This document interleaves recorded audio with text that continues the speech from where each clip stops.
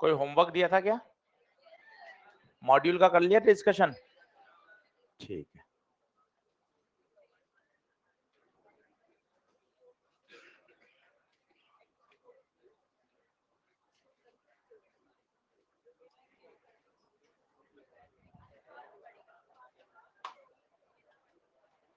चलिए, article number 2, torque. Article number 2,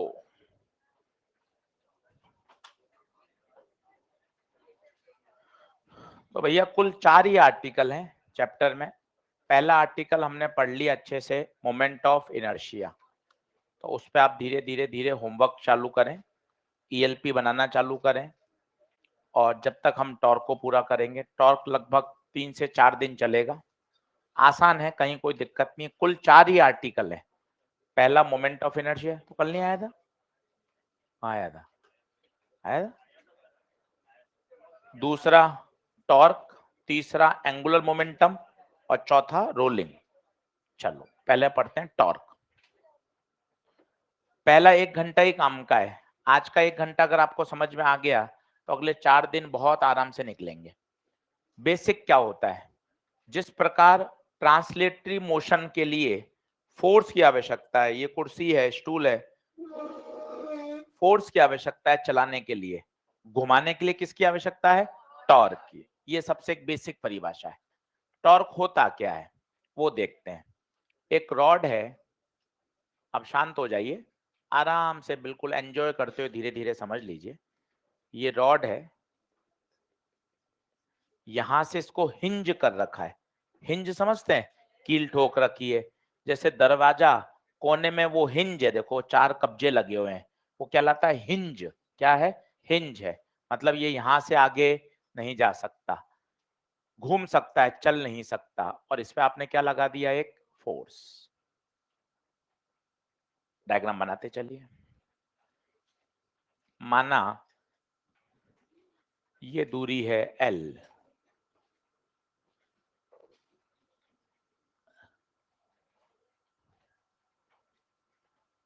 तो आप इमेजिन करिए इस फोर्स की वजह से क्या होगा? ये घूमेगा, चल तो सकता नहीं, चलेगा कैसे? यहां से तो हिंज है, चलेगा थोड़ी ना। ये तो क्या करेगा? घूमेगा। घूमेगा मतलब मुझे टॉर्क चाहिए। टॉर्क निकालने का क्या तरीका होता है वो देखिए। ये जो मैं तरीका बोल रहा हूं, अगले 4 दिन में कम से कम 50 बार बोलूंगा। उन शब्दों को धीरे धीरे आपके दिमाग में बैठाना है। क्या तरीका है?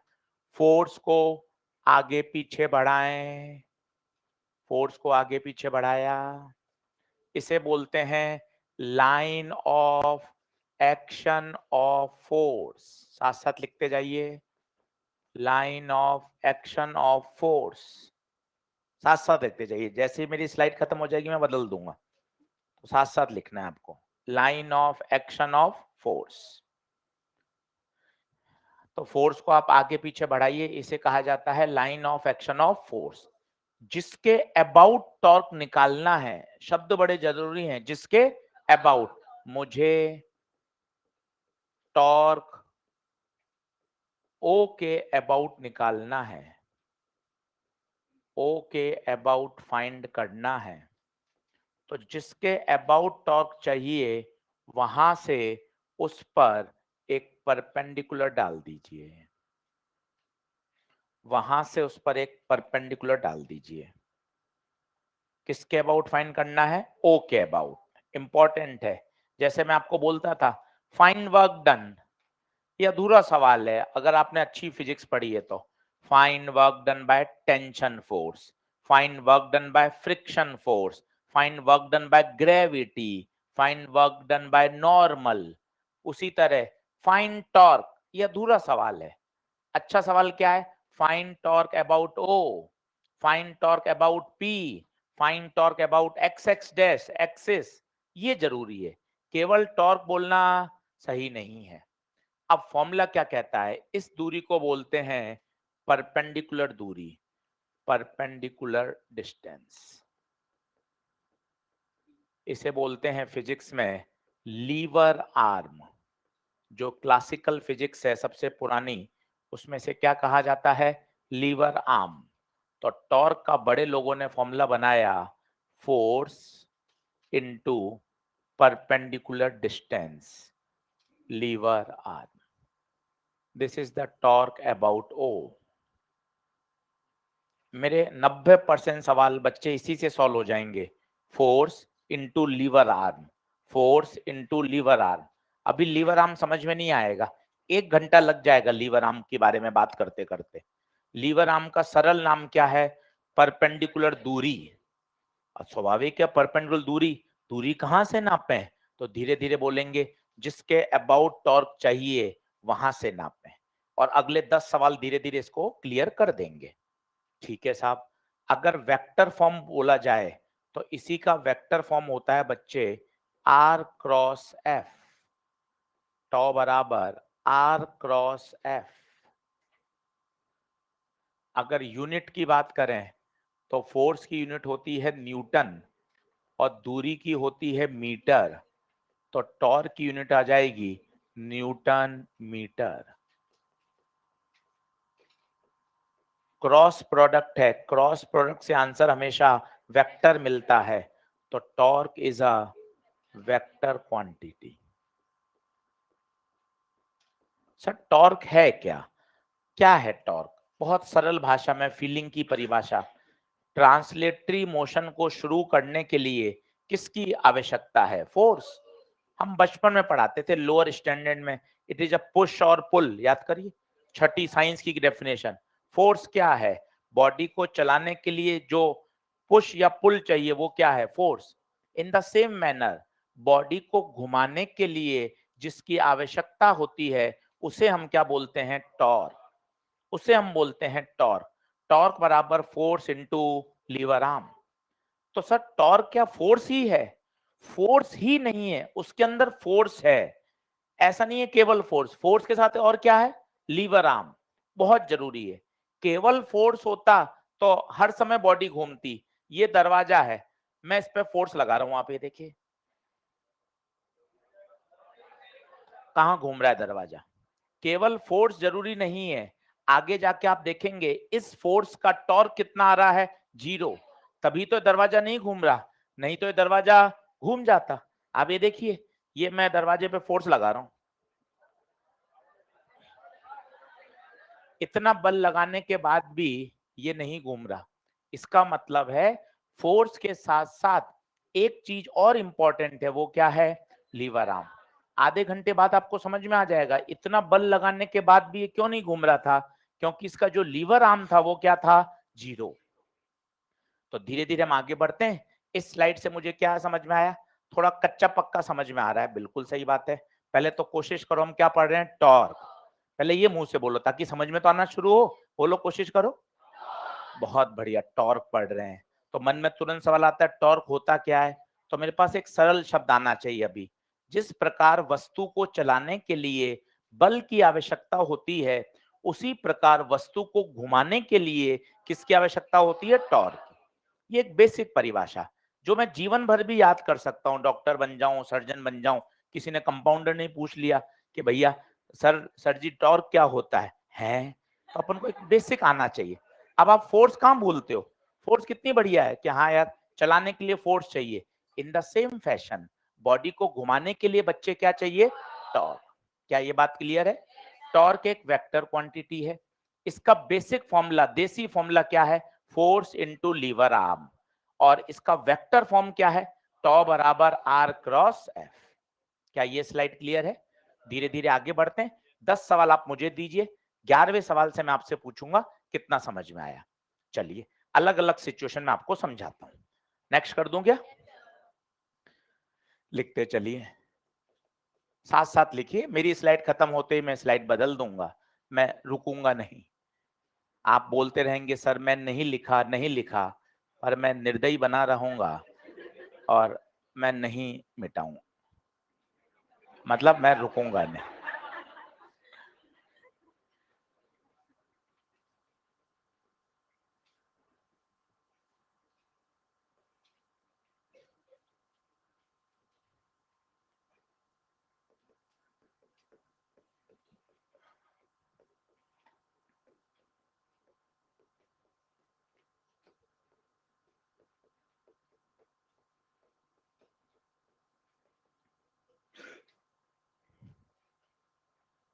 अभी आपको नहीं करना है, अभी तो केवल आराम से खुश मन से देखना है।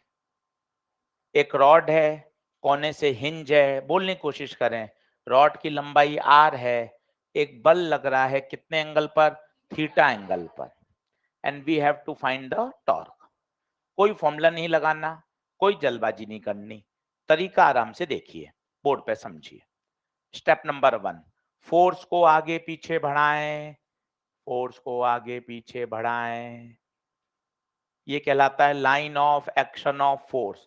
सब बच्चे कर लेंगे, 300 बच्चे आप बैठे हो, सब सवाल कर लेंगे, कोई पीछे नहीं रहेगा, बस तरीके से स्टेप पकड़ लेना। फोर्स को क्या आगे पीछे बढ़ाया, बच्चे इसे क्या बोलते हैं? Line of action of force, line of action of force. दूसरा पॉइंट, जिस बिंदु के अबाउट टॉर्क चाहिए, ओ के अबाउट टॉर्क चाहिए, वहां से क्या डाल दें? परपेंडिकुलर। लो सर, कहाँ डाल रहा है बच्चे, कहाँ राजा क्या कर रहा है, कहाँ लाइन खींच दी? तो कहाँ डालना है सर आप बताओ ना। उस लाइन ऑफ एक्शन पे डालना है, उस लाइन ऑफ एक्शन पर, ये लाइन ऑफ एक्शन पर क्या डालना है? परपेंडिकुलर। ये देखिए, this is called lever arm, this is called lever arm. कैसे निकालेंगे? ये थीटा है तो ये थीटा, आर का थीटा से चिपका हुआ ये वाली दूरी निकाल सकते हैं। कैसे निकालेंगे बताइए, सोच के बताइए, बहुत आसान है। कैसे निकालें? ये आर है, ये 90 है, 90 के सामने वाला हाइपोटेनियस, समझ में आ रहा है? ये आर है, आर का थीटा से चिपका हुआ, आर कॉस या आर साइन? आर कॉस या आर साइन, और ये वाला आर साइन। तो बताओ लीवर आर्म कौन सा है? R sine. ये नहीं है ये। तो टॉर्क का formula, force into lever arm, force F, lever arm R sine theta. धीरे धीरे आ जाएगा, अभी आप सिर्फ लिखते चलो। टॉ बराबर force into lever arm F into R sine theta. तो ये तो साहब तरीका था, लोगों ने थोड़ा और दिमाग लगाया। उन्होंने कहा यार ये जो फोर्स टेढ़ा मेढ़ा लग रहा है, क्यों ना इसी के कंपोनेंट कर लिए जाए, देखना आप मजा आएगा। एफ का थीटा से चिपका हुआ एफ कॉस थीटा, एफ का थीटा से चिपका हुआ एफ कॉस थीटा, इधर वाला एफ साइन थीटा। बोर्ड पे देखना, एफ तो कट गया, पूछो क्यों? कंपोनेंट हो गए। अब आपने उस एफ के क्या कर दिए? दो कंपोनेंट। अब मजे आने वाले हैं, एफ कॉस को आगे पीछे बढ़ाओ भाई साहब, एफ कॉस को जब आगे पीछे बढ़ाया वो कहां से पास हो गया? तो बताओ, ओ से उसकी दूरी 0, क्योंकि वो लाइन ऑफ एक्शन पास ही कहां से हो गई? इसका मतलब एफ कॉस थीटा का कोई टॉर्क नहीं है। पूछो क्यों नहीं है? क्योंकि उसकी लीवर आर्म 0 है। अब एफ साइन में मजा आएगा, ये आगे पीछे बढ़ाया, फिर परपेंडिकुलर डाला, क्या ये परपेंडिकुलर है? बताइए कितना है ये? आर ही है। तो एफ साइन थीटा का टॉर्क बताइए। वही तरीका, force into lever arm. Force बताइए कौन सा लेंगे? F sine theta, lever arm R. हैरानी की बात देखिए, दोनों आंसर सेम आ रहे हैं, दोनों आंसर सेम है। तो कहना क्या चाहते हो आशीष सर? मैं ये कहना चाहता हूं, या तो आप परपेंडिकुलर दूरी निकाल लो, या फोर्स टेढ़ा मेढ़ा लग रहा है तो फोर्स के क्या कर दो? कंपोनेंट। कोई टेंशन नहीं है, दोनों से ही उत्तर सही आएगा। मुद्दे की बात क्या है? फोर्स और दूरी दोनों एक दूसरे के क्या होने चाहिए? परपेंडिकुलर। लिखते चलो, अभी आपके डाउट लूंगा, मुझे आप 4-5 सवाल कराने दो, फिर आप अपने डाउट पूछना कि ये दूरी कैसे हो गई, ये दूरी कैसे हो गई। मैं तो अपने स्टेप पे अड़ा हुआ हूं। स्टेप नंबर 1, फोर्स को आगे पीछे बढ़ाया, जिस पॉइंट के अबाउट टॉर्क चाहिए उस पॉइंट से उस पे क्या डाल दिया? परपेंडिकुलर। फिर एक नई बात क्या आ गई? अगर फोर्स टेढ़ा मेढ़ा है तो दिमाग में हमने कीड़ा और बैठा दिया आपके। क्या कीड़ा है? फोर्स के क्या कर दो? कंपोनेंट। एक कीड़ा और बैठा दिया कि जब फोर्स टेढ़ा मेढ़ा हो तो उस कीड़े को जागृत कर लें और वो फोर्स के क्या करवा देगा आपसे? कंपोनेंट। अगली लिखिए सिचुएशन नंबर 2। क्वेश्चन नहीं है ये, अभी हम टॉर्क की अंडरस्टैंडिंग डेवलप कर रहे हैं कि टॉर्क होता क्या है।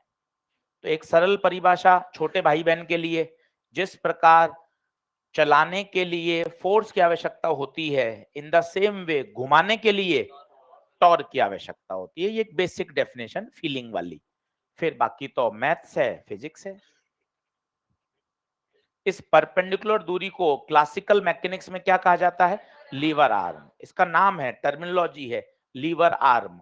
जो परपेंडिकुलर दूरी है उसे क्या कहते हैं? Lever arm. ठीक है, चलें बढ़े क्या आगे। ये सही है या ये सही है? दोनों सही है। मुद्दे की बात है, फोर्स टेढ़ा मेढ़ा है तो फोर्स के कंपोनेंट कर लीजिए तो अभी आंसर आ जाएगा। अगला,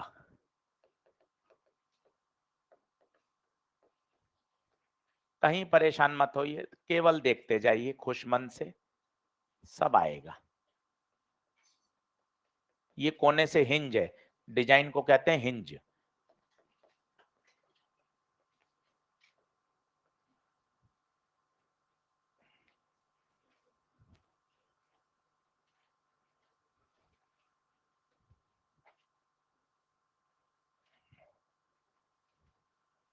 अब देखें, अब आप खुद फील करें, फिजिक्स की फॉर्मूले की ऐसी तैसी कराई, आप तो जनरल जिसे बोलते हैं बेसिक आइडिया साइंस का।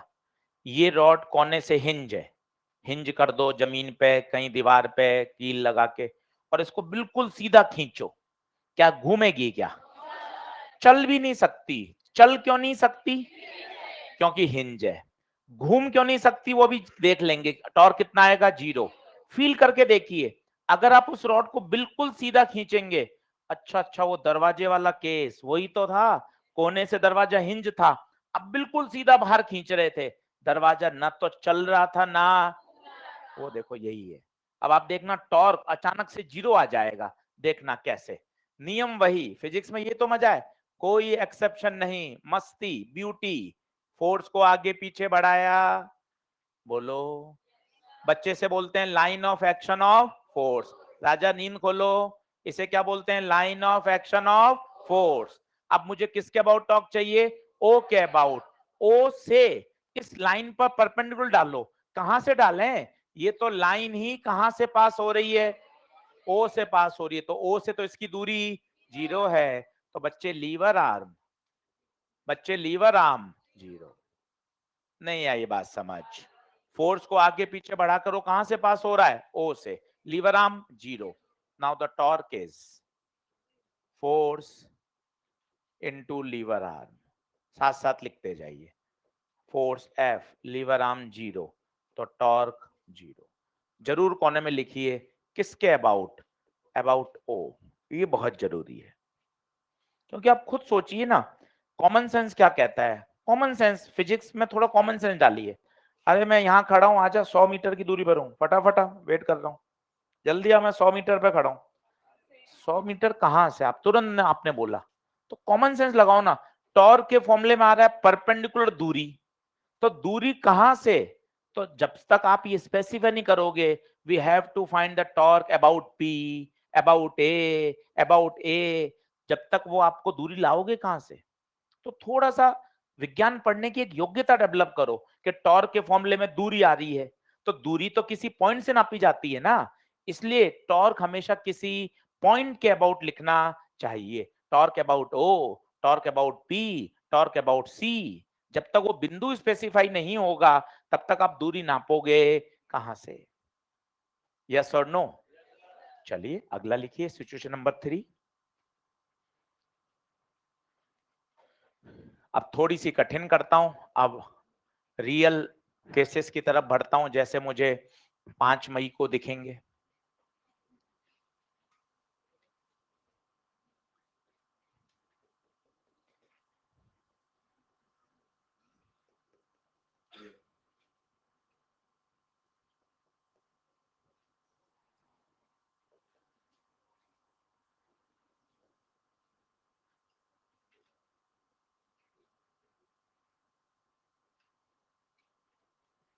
चलो अब सीखना भाइयों, अब सवाल अपने आ गए जो अपन को रियल परीक्षा में दिखने वाले हैं।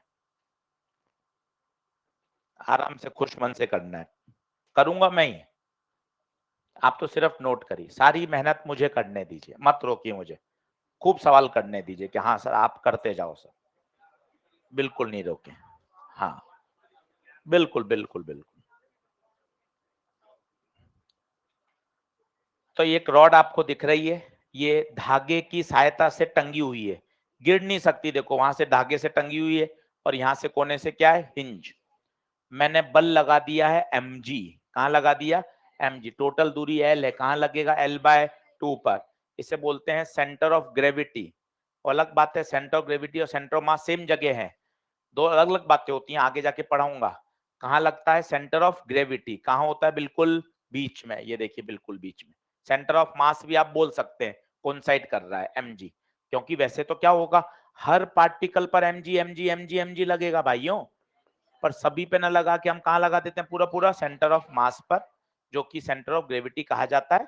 कुछ केसेस में ये कोइंसाइड करता है 99%, कुछ जगह कोइंसाइड नहीं करता, जब ऊंचाई बहुत ज्यादा हो जाती है, बहुत ज्यादा ऊंचाई पे जाने पे जो जी होता है वो बदल जाता है, पढ़ा हो आपने, variation of G due to height. बाकी नॉर्मल अर्थ में हम कहीं भी हैं तो सेंटर ऑफ मास और सेंटर ऑफ ग्रेविटी दोनों क्या करते हैं, कोइंसाइड। आगे जाके सेंटर ऑफ ग्रेविटी बताऊंगा। सर सेंटर ऑफ मास कब बताओगे, वो तो चैप्टर पूरा हो चुका है, पूछ लिए सर आपने, तुरंत मन में आ गया, आप कह रहे हो सेंटर ऑफ ग्रेविटी आगे जाके बताओगे, तो मन ने पूछ लिया सेंटर ऑफ मास कब बताओगे, सेंटर ऑफ मास तो पढ़ चुके हैं।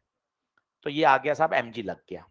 अब देखिए सारे फोर्सेस के मुझे टॉर्क चाहिए, ओके बाबू, एक तो तनाव दिख रहा है, एक mg दिख रहा है, एक और है जो आपको नहीं दिख रहा, वो है hinge force. Hinge force, sir ये अब हिंज फोर्स क्या होता है, उस पर 10 मिनट की कहानी सुनते हैं।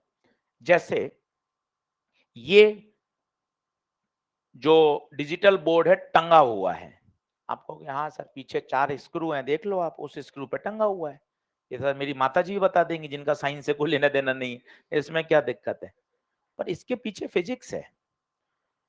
इस बोर्ड का mg कहाँ लग रहा है, नीचे, पर mg के कारण ये गिर तो नहीं रहा, आप अपने पेन को छोड़ दे तो पेन तो गिर जाता है। अब थोड़ी अच्छी फिजिक्स बोलिए, वो जो स्क्रू है ना 4, वो हिंज फोर्स लगा रहे हैं, वेरी गुड, क्या बोलेंगे, हिंज फोर्स। और बताओ कहां लगा रहे होंगे, ऊपर। और मजे की बात, बगैर देखे मैं ये बता सकता हूं, वो mg ही लगा रहे होंगे, अगर mg से कम लगाते तो ये नीचे गिर जाता, mg से ज्यादा लगाते तो बोर्ड ऊपर भाग जाता, बोर्ड कहीं नहीं जा रहा। कितनी सुंदर बात है, वो कितना लगा रहे हैं, mg ही लगा रहे हैं। और मजे की बात देखना, भी तो मजा आएगा, अब मैंने अपने हाथ से इस बोर्ड पे 10 न्यूटन और लगा दिया, कोई कोई बात, मैं संभाल लूंगा, मैं कर दूंगा, इस मैं दे दूंगा, इस पर 10 न्यूटन और लगा दिया, ये देखिए आप। अब आप कहोगे यार आप 10 न्यूटन लगा रहे हो तो भी ये नहीं चल रहा, जबकि यही 10 न्यूटन मैं इस कुर्सी पे लगाता हूं तो कुर्सी तो चल जाती है।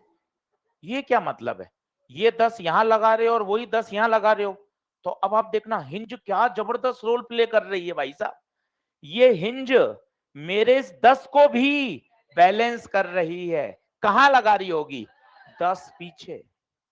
हिंज क्या गजब है भाई, इस mg को भी बैलेंस कर रही है, एट द सेम टाइम मेरे इस 10 को भी बैलेंस कर रही है। अगर मैं ऊपर से 5 न्यूटन भी लगा देता ऐसे, तो आप सोचो मेरे इस 5 को भी क्या कर रही है, बैलेंस। इस बात की गंभीरता को समझो, अपन को लगता है अपन ही मॉड्यूल पढ़ रहे हैं, फिजिक्स केमिस्ट्री बॉटनी जूलॉजी, दिन भर परेशान है, हिंज देखो क्या गजब कमाल कर रही है यार, ऑटो एडजस्ट। आप देखो तो सही, झूठ है तो मुझे बताओ, अभी किसको बैलेंस कर रही है, mg को, ये मैंने लगाया 2, तो 2 को बैलेंस कर रही है, इससे मैं अंदर लगा रहा हूं 15, ये अंदर लगाया, आपको इस 15 को बैलेंस कर रही है, इसका मतलब हिंज हिंज ऑटो एडजस्ट कर रही है जब तक वो अपने सिस्टम को संभाल सकती है। तो हिंज फोर्स की दिशा आज तक कोई नहीं बता पाया कि नीचे लगेगी, ऊपर लगेगी, टेढ़ा लगेगा, आगे लगेगा, इसलिए कहा जाता है हिंज के फोर्स के कितने कंपोनेंट कर लो? 2, Fx और Fy। कहीं भी लग सकता है। अगर सिर्फ जैसे इस केस में बताओ Fx कितना होगा? 0। क्यों? पूरा का पूरा वो क्या कर रहा है? बोर्ड को बैलेंस कर रहा है। यस और नो? तो हिंज फोर्स कभी भी आ जाए उसके कितने कंपोनेंट कर दो? एक अलोंग एक्स और एक अलोंग। अब बताओ क्या पूरी पिक्चर क्लियर? रस्सी में तनाव, रॉड का एनजी, और आज एक नई बात सीखी, शुक्रवार का दिन है, 7:15 हुई है, हिंज फोर्स। हिंज फोर्स साथ दीजिएगा, हिंज फोर्स। कोशिश करिए, मुंह से बोलिए। देखें कहां कठिन है, जब आप बोल पा रहे हैं तो आप सीख भी जाएंगे। हिंज फोर्स कितने कंपोनेंट कर लिए? 2, अलोंग एक्स और अलोंग वाई। अब मुझे इन सबके क्या निकालने हैं? टॉर्क निकालने हैं। क्या निकालने हैं बच्चे? टॉर्क। अब आप देखते जाना, मैं एक एक का लिखूंगा और आप कोशिश करना। देखना, सबसे पहले mg का टॉर्क, सबसे पहले mg का टॉर्क फॉर्मूला लिखेंगे, force into lever arm. Force into lever arm. ध्यान से देखते जाओ बोर्ड पर। फोर्स, mg को आगे पीछे बढ़ाया, ये mg को आगे पीछे बढ़ाया। कहां से दूरी चाहिए? O से, परपेंडिकुलर दूरी तक। ये देखिए, बताइए दूरी L/2, तो mg इंटू L/2, ये mg का टॉर्क आ गया। इतना ही सरल है। वापस देखते हैं, सर और सिखाओ। और नहीं, बहुत सारे और। टेंशन का टॉर्क चाहिए, T को आगे पीछे बढ़ाया, T को आगे पीछे बढ़ाया, बढ़ा दिया। कहां से दूरी चाहिए? O से, O से परपेंडिकुलर दूरी, बता कितनी? L। तो टेंशन का टॉर्क T इंटू L। अब आइए हिंज फोर्स। हिंज फोर्स के कितने कंपोनेंट हैं? 2। Fx का टॉर्क बताते हैं, आनंद आ जाएगा। Fx का टॉर्क, Fx को आगे पीछे बढ़ाया, ओहो, Fx को आगे पीछे बढ़ाया, कहां से पास हो रहा है? O से, तो Fx का टॉर्क 0, Fy का, Fy का 0। बोलो, लिखो, सब आ जाएगा। 5 सिचुएशन के बाद मैं आपसे बात करूंगा। ये तीसरी सिचुएशन आई है। मैं तो एक की बात पे अटका हुआ हूं, फोर्स इनटू लीवर आर्म। बच्चों, फोर्स इनटू लीवर आर्म, क्या है ये lever arm? Lever arm, lever arm, lever arm, क्या है ये लीवर आर्म? लीवर आर्म का मतलब होता है परपेंडिकुलर डिस्टेंस। पर्यायवाची शब्द, पर्यायवाची शब्द कौन होते हैं? समान अर्थ देने वाले शब्दों को पर्यायवाची शब्द कहा जाता है। एक पर्यायवाची होते हैं विलोम, उल्टे अर्थ वाले शब्दों को, जैसे सच, झूठ, सफेद, काला, ये उल्टे अर्थ हैं, इसे कहा जाता है विलोम। एक पर्यायवाची। हाँ,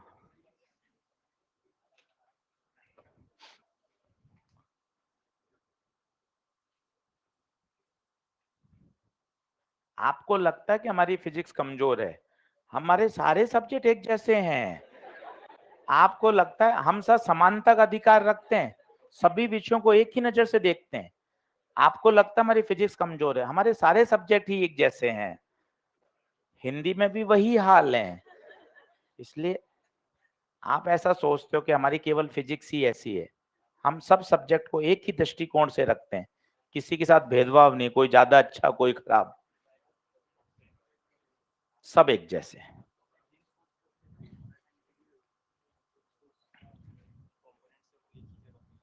हिंज फोर्स के कंपोनेंट एक ही जगह पे लेंगे, हर केस में 0 हो जाएगा अगर ओ के अबाउट निकालेंगे। अगर सेंटर के अबाउट निकालेंगे तो आ जाएगा ना? सही है। बढ़े क्या आगे? सिचुएशन नंबर 3 ओके है क्या? चलो सिचुएशन नंबर 4 पे आएंगे। सिचुएशन नंबर 4 पे आएंगे।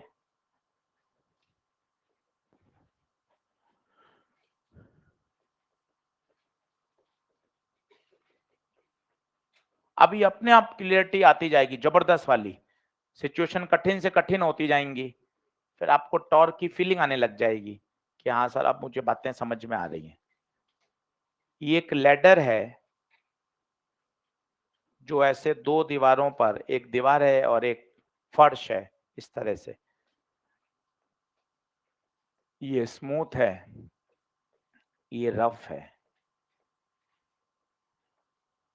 और मुझे इस बिंदु के अबाउट सभी के टॉक चाहिए।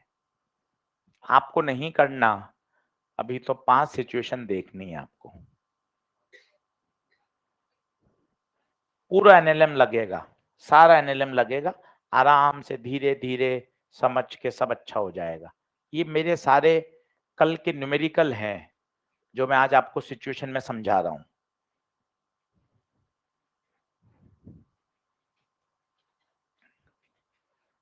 चलिए सब लोग बोर्ड पे देखें आराम से, बिंदास। इसको थोड़ा जूम कर देते हैं, अच्छा हम समझना चाहते हैं मन खुश करके। चलिए साहब, सबसे पहले फोर्सेस फोर्सेस खेल लेते हैं। सबसे पहले हमारा फोर्स, हम सबका फोर्स mg कहाँ लगेगा? बिल्कुल सेंटर पर। ये पूरी L है तो बिल्कुल बीच में लगा दूं, ये लगा दी आपने mg। कितनी दूरी पर? L/2। बोलो mg ओके है। ये लैडर इस दीवार के साथ संपर्क में है, दीवार इसको क्या देगी? नॉर्मल। दीवार ऐसे है 90 डिग्री पे नॉर्मल, n1। ये जमीन के साथ संपर्क में है, जमीन इसको क्या देगा? नॉर्मल 90 डिग्री पर। नीचे सरफेस रफ है तो फ्रिक्शन भी लगेगा। सोचिए फ्रिक्शन कहाँ लगेगा? इमेजिन करिए, घर पर एक सीढ़ी रखिए, अगर आपने सही इंक्लिनेशन पे रखा तो फिसल के कहाँ जाएगी? बाहर। जब ये बाहर फिसलेगी तो फ्रिक्शन कहाँ लगेगा? अंदर। इमेजिन करिए, हर चीज कल्पनाशील बनना पड़ता है फिजिक्स में, कि सीढ़ी अगर मैं घर पे रखता हूं, अगर मैंने सही एंगल पे रखी तो फिसलते हुए कहाँ जाएगी? बाहर जाएगी। तो फ्रिक्शन कहाँ लगेगा? उसको रोकने का प्रयास करेगा। क्या सारे बल हो गए क्या बच्चे? देख लो सारे बल हो गए। सर उधर फ्रिक्शन क्यों नहीं लगाया? वहां देखो स्मूथ है, जो साइड वाली दीवार है वो कैसी है? स्मूथ है, तो वहां कोई फ्रिक्शन नहीं लगेगा। क्या सारे बल हो गए? अब मुझे टॉर्क लिखना है, आइए बोर्ड पे देखिए, आएगा, कहीं कोई टेंशन नहीं। तो मुझे ओ के अबाउट टॉर्क लिखना है। पहले मस्ती से बोर्ड पे देख लें कौन कौन से फोर्स लग रहे हैं। सर एक mg लग रहा है, एक फ्रिक्शन लग रहा है, एक n1 और एक n2।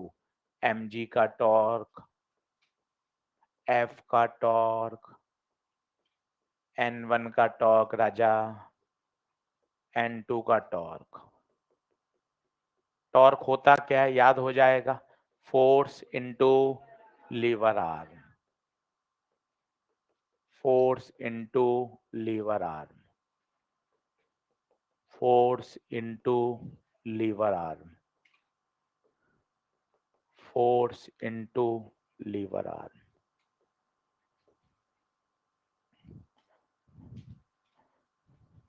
टॉर्क लिखना आ गया, अगले 4 लेक्चर बहुत बढ़िया जाएंगे। मैंने आपको कहा था आज का 1 घंटा बड़ा जबरदस्त है। अभी न्यूमेरिकल तो शुरू ही नहीं हुए, अभी तो सिचुएशन आ रही है, अलग अलग अलग अलग परिस्थितियों में आपको टॉर्क लिखना सिखाया जा रहा है। चलो सभी लोग बोर्ड पे देखना, मजा आएगा। सभी बोर्ड पे देखें, धीरे धीरे आपका कॉन्फिडेंस बढ़ता जाएगा। चलिए पहले बात करते हैं N2 की। स्टेप वही है, बदलेंगे नहीं, बदलेंगे नहीं। ये मैं आपको 5 मई तक ये स्टेप बोलूंगा, अप्रैल में रिवीजन कराऊंगा तब भी यही वाक्य बोलूंगा, तब आपको और अच्छा लगेगा। फोर्स को आगे पीछे बढ़ाओ, N2 का चाहिए, N2 को आगे पीछे बढ़ाया। बोलो सही है क्या?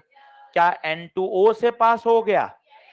ओहो, N2 O से पास हो गया, तो O से दूरी 0। और सोचो F को आगे पीछे बढ़ाओ, तो F भी कहां से पास हो गया? इसका मतलब N2 और F का टॉर्क 0, N2 और F का टॉर्क 0। तो N2 का लिखूंगा N2 इंटू 0, कितना? 0। फ्रिक्शन का लिखूंगा F इंटू 0, 0। पहले 2 काम कर लीजिए। हर सवाल आपका कॉन्फिडेंस बढ़ाता जाएगा, सिचुएशन अलग अलग होती जाएंगी, आप मजबूत मजबूत मजबूत होते जाओगे। बताइए N2 और F का टॉर्क कितना हो गया? 0। वाक्य बोलिए क्यों? क्यों? क्योंकि वो line of action of force उस बिंदु से पास हो रही है। शब्द बोलिए, गप्पे मारने में गला टकता ही नहीं है, रुकता ही नहीं है। यहां तो दो वाक्य बोल, फोर्स लाइन पास लाइन टॉप जीरो, हाँ ऐसे थोड़ी ना चलता है। जब गला वहां नहीं अटकता तो यहाँ क्यों अटक जाता है? पूरा वाक्य बोलना चाहिए ना। मैंने फोर्स को आगे पीछे बढ़ाया, उसे line of action of force बोलते हैं। जिस बिंदु के अबाउट मुझे टॉर्क चाहिए, उस बिंदु से उस लाइन ऑफ एक्शन की दूरी जीरो है, इसलिए टॉर्क क्या है? जीरो। इतना स्पष्ट बोलना आना चाहिए, तब फिजिक्स में मजा आएगा पढ़ने। तो दो तो जीरो हो गए। अब मजे आएंगे एमजी के। मैं उसमें नहीं कर रहा घसड़ पसड़, क्योंकि समझना जरूरी है। तो थोड़ी सी मेहनत क्यों नहीं की जाए? मैंने एमजी के लिए चित्र अलग से बना लिया।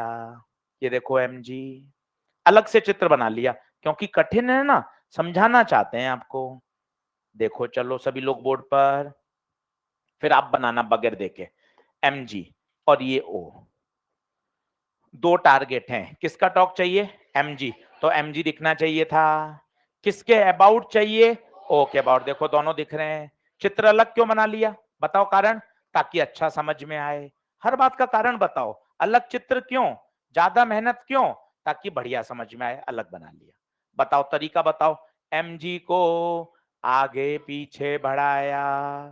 बोलो हाँ है।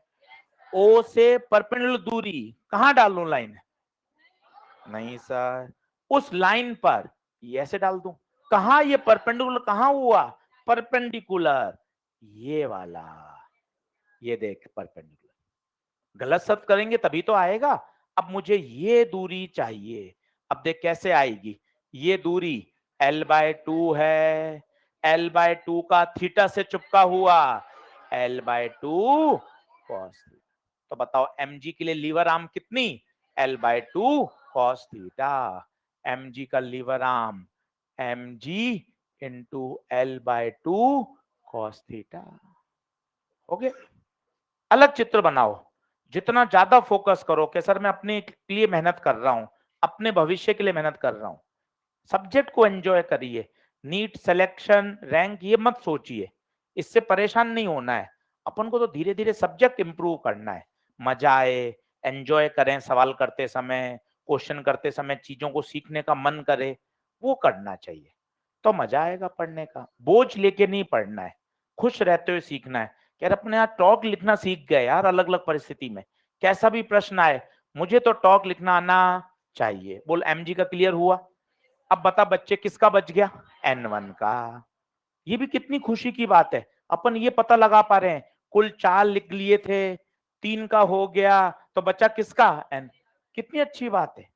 अपन ये पता लगा पा रहे हैं अब सर N1 का ही लिखेंगे, बड़ी बात है। चलो अब N1 का, ये N1 हो गया, ये O हो गया। जूम का उपयोग करें, पैसा दिया है बोर्ड का। ये देखो ये N1। चलो सभी लोग बोर्ड पे देखेंगे। पहला स्टेप बोलो, पहला स्टेप फोर्स को आगे पीछे बढ़ाओ। अब तो एक साथ बोल जाओ, फोर्स को आगे पीछे बढ़ाओ। ये फोर्स को आगे पीछे बढ़ाया, बच्चे से क्या बोलते हैं? Line of action of force. किस बिंदु से चाहिए? ओ से परपेंडिकुलर, ओ से परपेंडिकुलर कट। ये देखिए क्या परपेंडिकुलर दिख रहा है। अब मुझे ये दूरी कोई दे दो, ये दूरी कोई दे दो। तो देखो ये एल, एल का थीटा से चिपका हुआ एल कॉस, इधर वाला एल साइन। तो बता दो ये एल साइन है तो ये भी। तो बताओ इसकी लीवर आर्म कितनी? L sine. खत्म। सब बनेंगे, कहीं कोई नहीं अटकेगा सवाल। एकदम फंडामेंटल से पढ़ो चीजों को। जितना फंडामेंटल से पढ़ोगे उतना मस्त होता जाएगा।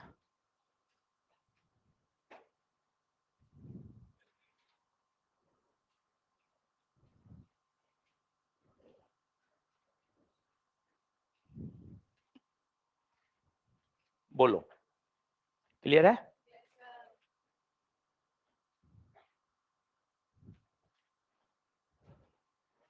तो N1 का टॉर्क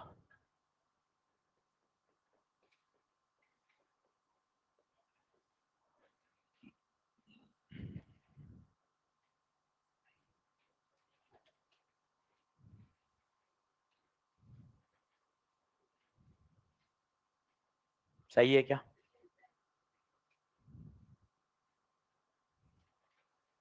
अब एक बात सीखना यही, वैसे तो आगे आएगा पर हम थोड़े बड़े हैं, खूब महीने से मैकेनिक्स पढ़ रहे हैं। इक्विलिब्रियम, इक्विलिब्रियम की दो शर्तें होती हैं। जब एनएलएम में पढ़ते थे तो बोलते थे नेट फोर्स जीरो। आज complete equilibrium, net force zero, net torque zero. Net force zero होता है तो उसको बोलते हैं translatory equilibrium. Net torque zero होता है रोटेटरी इक्विलिब्रियम। और दोनों जीरो हो तो उसे बोलते हैं कंप्लीट इक्विलिब्रियम। अगर कोई बॉडी, ये देखिए टीवी है, अगर ये टंगा हुआ है, रेस्ट में है, तो उस पर नेट फोर्स भी जीरो है, नेट टॉर्क भी जीरो है। कंप्लीट इक्विलिब्रियम, फोर्स भी जीरो, टॉर्क भी जीरो। अब आप देखना, मजे लीजिएगा। फोर्स जीरो करने हैं, फोर्स ऊपर नीचे आगे पीछे दाएं बाएं बैलेंस सीखना। mg कहां? नीचे। n2, तो पहली शर्त mg बराबर n2, पहला स्टेप। देखते जाएं, मस्त मजा आएगा। आगे पीछे, आगे n1, पीछे तो F बराबर n1। ये तो क्या बैलेंस होए? फोर्स। अब करते हैं टॉर्क को बैलेंस। कितने टॉर्क हैं? केवल दो। तो इन दोनों को इक्वल और अपोजिट होना पड़ेगा। सोचो, इक्वल एंड अपोजिट। अगर एक एंटी क्लॉकवाइज घुमा रहा है तो दूसरा, तभी तो बॉडी किस में आएगी? रेस्ट में। तो बताओ, mg L/2 cos theta must be balance out by n1 into L sine. Solve कर बागर बाद में देखेंगे, अभी तो एक टूटा फूटा सीख रहे हैं। इसे बोलते हैं equilibrium. Net force zero, net torque zero. ये टॉर्क बराबर क्यों कर दिए? क्यों बराबर कर दिए बताइए? क्योंकि नेट टॉर्क को क्या करना था? जीरो। दोनों टॉर्क एक दूसरे के इक्वल एंड अपोजिट होने चाहिए। अभी ऐसे ही सिखाया है, कल आएगा टॉपिक वैसे तो इक्विलिब्रियम। अभी ऐसे ही जानकारी दे दी थोड़ी बहुत, ताकि खेलना सीख जाए। फोर्सेस बैलेंस कर रहा, फोर्सेस कैसे बैलेंस कर रहा? ऊपर नीचे आगे पीछे दाएं बाएं। सर अगर ये तो दो टॉर्क थे, अगर तीन टॉर्क हो जाते तो? फिर अभी सिखाऊंगा, तीन टॉर्क होंगे तो डायरेक्शन देखेंगे, जो दोनों क्लॉकवाइज होंगे वो जुड़ जाएंगे। वो किसके बराबर करोगे? Anti clockwise.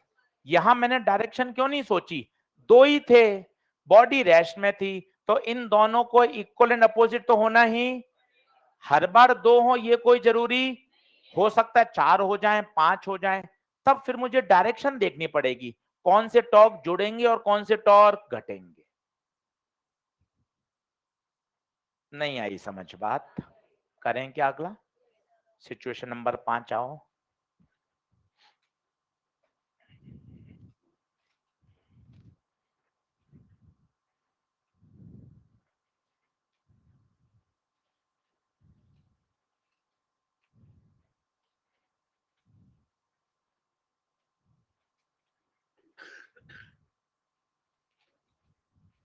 बढ़े आगे। अच्छा,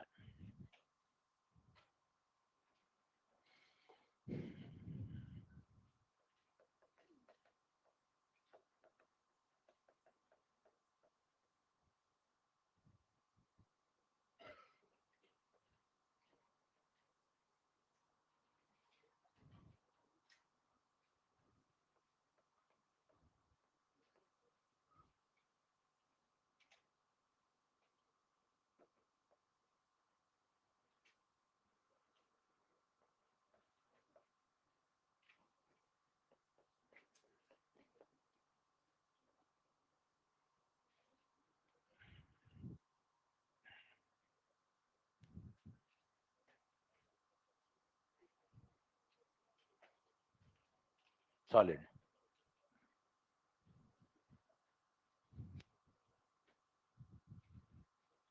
एक बॉडी है जिस पे 3 फोर्सेस लग रहे हैं, N mg ऑफ फ्रिक्शन। अब मुझे आपको टॉर्क लिखना सिखाना है।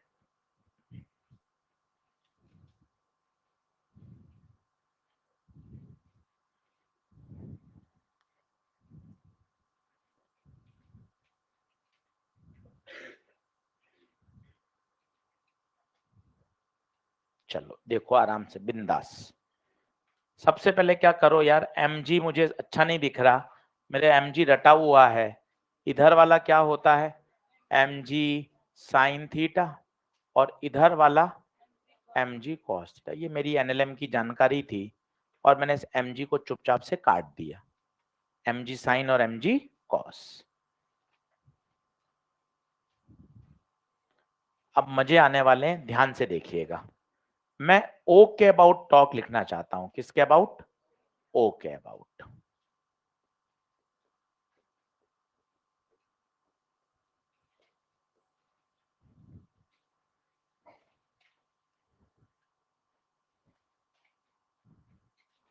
सभी लोग बोर्ड पे देखना, मस्त एंजॉय करना, मजा आ जाएगा। अब थोड़े बड़े हो गए, बड़े होके क्या हुआ सर, काफी लोगों का टॉक 0 है सर। देखो कैसे, थोड़े बड़े बनो। सर फ्रिक्शन का टॉक 0, फ्रिक्शन को आगे पीछे बढ़ाओ, भाई साहब ओ से पास हो गए। mg cos को आगे पीछे बढ़ाओ, भाई साहब ओ से पास हो गए। नॉर्मल को आगे पीछे बढ़ाओ, भैया ये भी ओ से पास हो गए। केवल कौन बचा, mg साइन। बाकी आप अपनी सोच से देखो, फ्रिक्शन का टॉर्क 0, बिंदु ओ से पास हो रहा है, mg cos भी ओ से पास हो रहा है, नॉर्मल भी ओ से पास हो रहा है। केवल कौन बचेगा, mg साइन। इसको आगे पीछे बढ़ाया, ओ से दूरी, ये बताइए। क्या मस्त सवाल है। आप देखिए, 3 तो चुटकियों में ही खत्म हो गए। mg cos, mg mg cos friction और नॉर्मल लिखना, mg cos फ्रिक्शन और नॉर्मल, इन सभी का टॉर्क 0, क्योंकि ये तीनों कहां से पास हो रहे हैं, ओ से। इन तीनों का टॉर्क 0। मैंने एक भी सवाल में वाक्य नहीं बदला, वाक्य वो ही बोल रहा हूं। फोर्स को आगे पीछे बढ़ाओ, जिस बिंदु के अबाउट टॉर्क चाहिए उसको ध्यान पूर्वक देखो, और वहां से परपेंडिकुलर दूरी, ये तीनों फोर्स वहीं से पास हो गए, इसलिए बच्चे इनका टॉर्क क्या हो गया, 0। अब कौन बचा बताइए, mg साइन। तो mg साइन थीटा का टॉर्क, टॉर्क का फॉर्मूला बोलिए, force into lever arm, lever arm force, mg sine theta, lever arm. ये आंसर।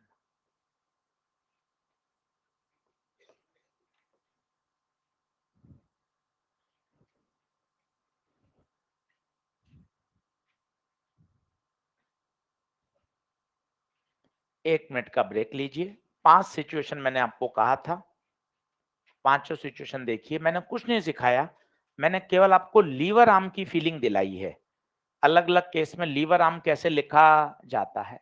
4 दिन इससे चिपक के चलना है अपन को।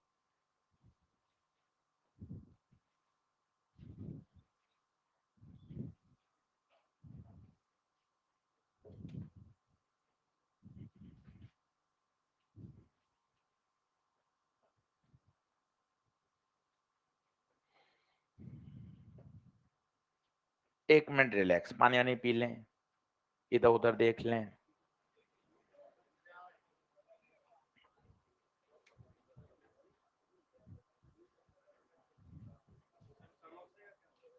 आ रहे हैं, चल प्रोसेस चल रहा है। हाँ नहीं नहीं, बीज बीज डाल दिए गए, खाद वाद सब सही। नहीं नहीं नहीं नहीं, बिल्कुल वादा पूरा किया जाएगा, समोसा खिलाया जाएगा आपको। अभी तो आलू तो आ जाएगा, फिर मसाले भी सारे तैयार होंगे। हाँ, आपको बिल्कुल हाइजेनिक एकदम प्योर, हाँ, सारे मसाले तैयार होंगे पहले। हाँ,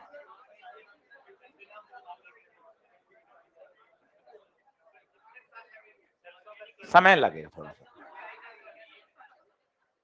मसाले के लिए पहले खेत खरीदे जाएंगे। हाँ, अभी चल रहा है सर्वे। चलिए बढ़े आगे। चलो 2-3 सिचुएशन और पढ़ते हैं। सिचुएशन नंबर 6, थोड़ा और अच्छा समझ में आए, थोड़ा सा बोनस।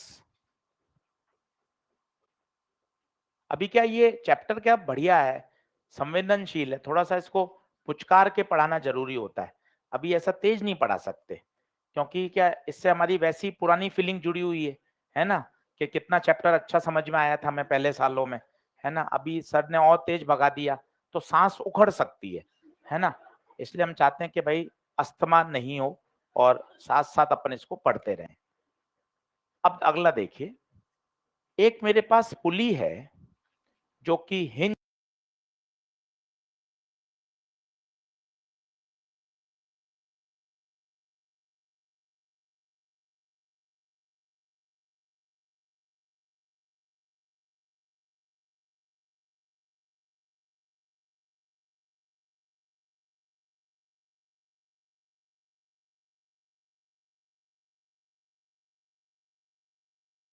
रहा था, आपने रोक दिया, ये धागा लपेट दिया और धागा आपने यहाँ छोड़ दिया, ठीक है। अब आप इमेजिन करिएगा, ये इसकी रेडियस है r। अगर आप इस धागे को पकड़कर खींचो तो बताइए क्या पुली घूमेगी या नहीं घूमेगी। इमेजिन करिए, इमेजिन करिए कि आपने पुली ली, है ना, या कोई अपने जो गिट्टक आती है उस गिट्टक को समझ लीजिए, जो गिट्टी नहीं होती जो सुई धागे वाली, क्या बोलते हैं इसको, गिट्टी बोलते हैं, रील जो भी बोलते हैं, समझ गए वो, है ना। उसको ऐसे पकड़ लीजिए, ये अपनी वो चरखी जो पंखे वाली है ना, तो उस पे धागा ऐसे लटका दीजिए, दोनों होल्ड पकड़ लीजिए। अगर आप उस धागे को खींचोगे तो क्या होगा, वो घूमेगा। अब आज अच्छे शब्द बोल लो, वो टेंशन से नहीं घूम रहा, टेंशन के द्वारा पैदा किए गए टॉर्क से घूम रहा है। वाक्य तो वही है राजा, जिस प्रकार चलाने के लिए फोर्स की आवश्यकता होती है, घुमाने के लिए टॉर्क की आवश्यकता होती है। तो टॉर्क कौन दे रहा है, टेंशन। पता है mg नहीं दे रहा, पुली का मास m है। अब आप देखना mg तो इसके सेंटर पे लगेगा, ये रहा mg। अब आप देखना O के अबाउट टॉर्क कौन दे रहा है, क्या mg दे सकता है क्या, क्यों नहीं दे सकता। mg का टॉर्क कितना है, क्यों जीरो है बताइए। mg को आगे पीछे बढ़ाया तो mg का टॉर्क जीरो। टेंशन का टॉर्क है क्या, हाँ है, टेंशन का टॉर्क है। कैसे, वही तरीका, टेंशन को आगे पीछे बढ़ाया, ओ से परपेंडिकुलर दूरी तो टेंशन का टॉर्क, टेंशन इंटू लीवर, तो क्या आ जाएगा T इंटू आर। करते चलो। तो ये प्रैक्टिकल सिचुएशंस हैं जो आपको फील करा रही हैं कि हाँ सर वो रील गिट्टी, उसमें से धागे को लटका दिया, है ना, उस रील की गिट्टी को किसी पेन में फंसा दो, पेन को पकड़ लो। अब आप उस धागे को अगर खींचोगे तो गिट्टी क्या करेगी, घूमेगी। घूमना, घूमना मतलब क्या चाहिए, टॉर्क। कौन टॉर्क दे रहा है, टेंशन। तो टी का टॉर्क होगा टॉ बराबर T into are.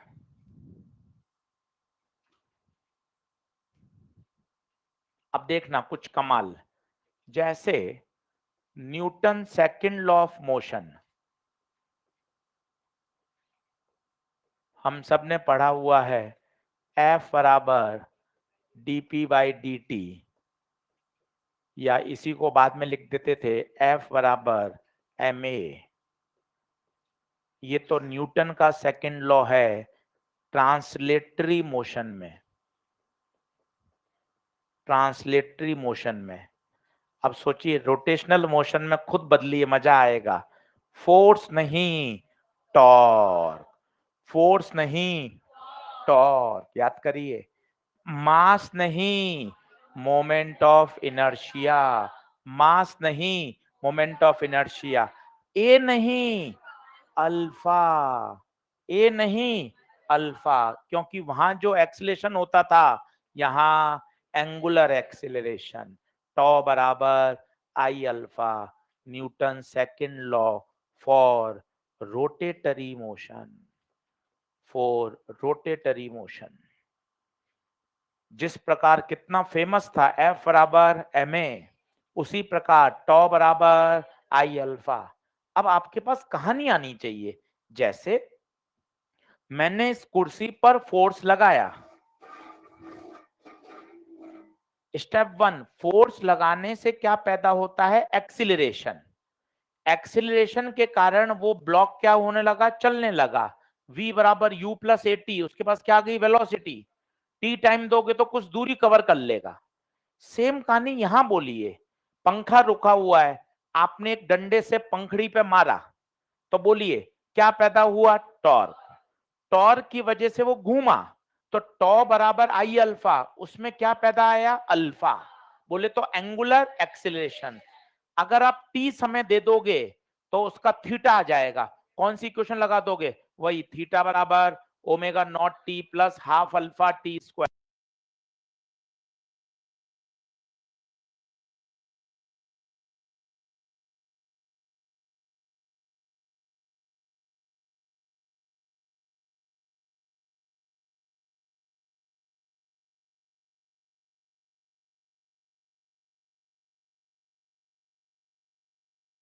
Plus half alpha T square, बशर्ते अल्फा कांस्टेंट हो। वो आपसे पूछे टी समय बाद पंखे की एंगुलर वेलोसिटी बताओ, ओमेगा बराबर omega naught plus alpha T.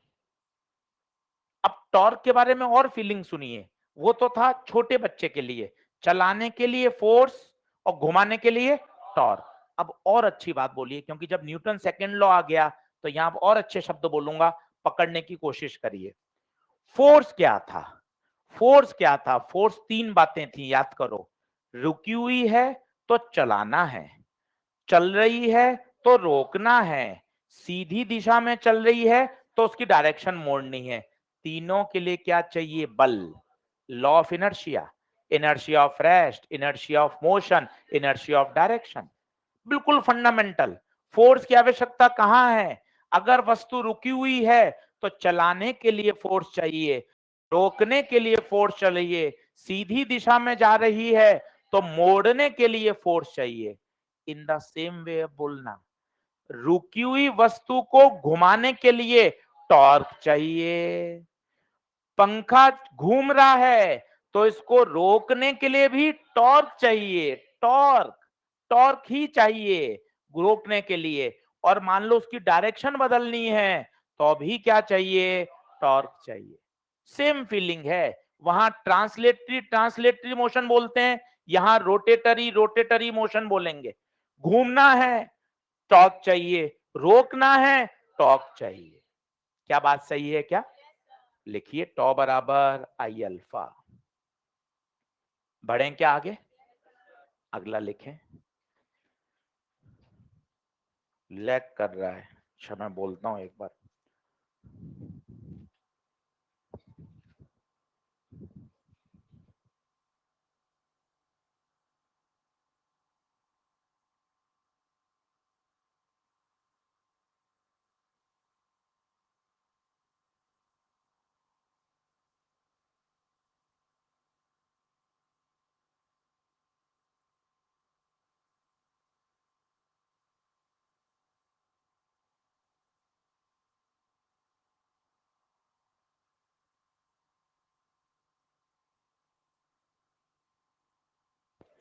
चलें क्या आगे? चलो, तो टॉ बराबर क्या आ गया भाइयों? आई अल्फा। आगे आके आएगा ये। चलिए नेक्स्ट करें। सिचुएशन 6 समझ में आ गई सभी को? बहुत शानदार। चलिए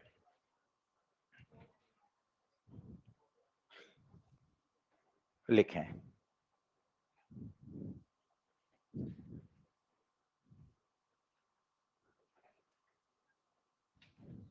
पहला क्वेश्चन,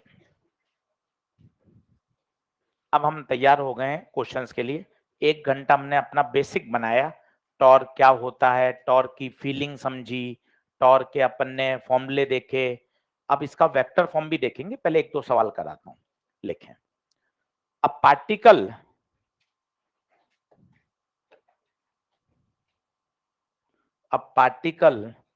having mass छोटा m is projected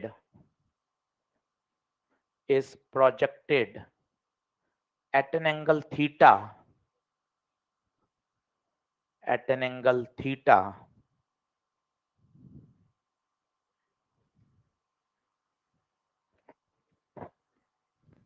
with speed छोटा u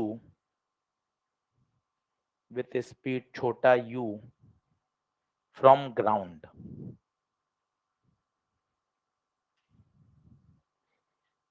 Find the torque of force of gravity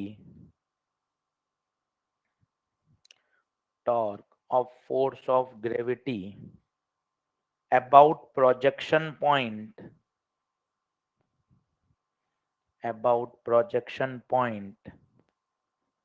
when particle, पहला पार्ट, पहला पार्ट लिखिए, reaches at highest point,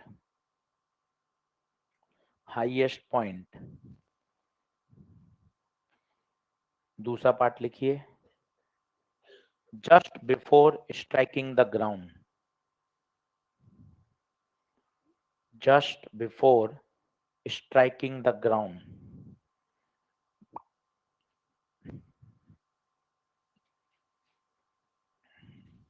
सवाल पढ़िए, 2 मिनट लीजिए।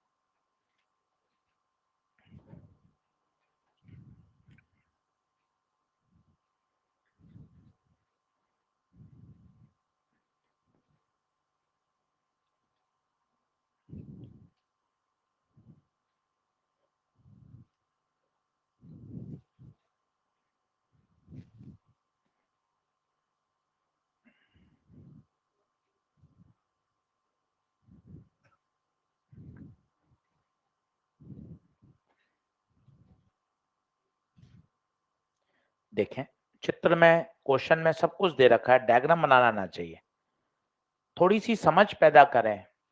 ये सवाल अधूरे हैं। फाइंड टॉर्क, सवाल कितना बढ़िया है, देखो, फाइंड टॉर्क, टॉर्क भी किसी फोर्स का होता है ना।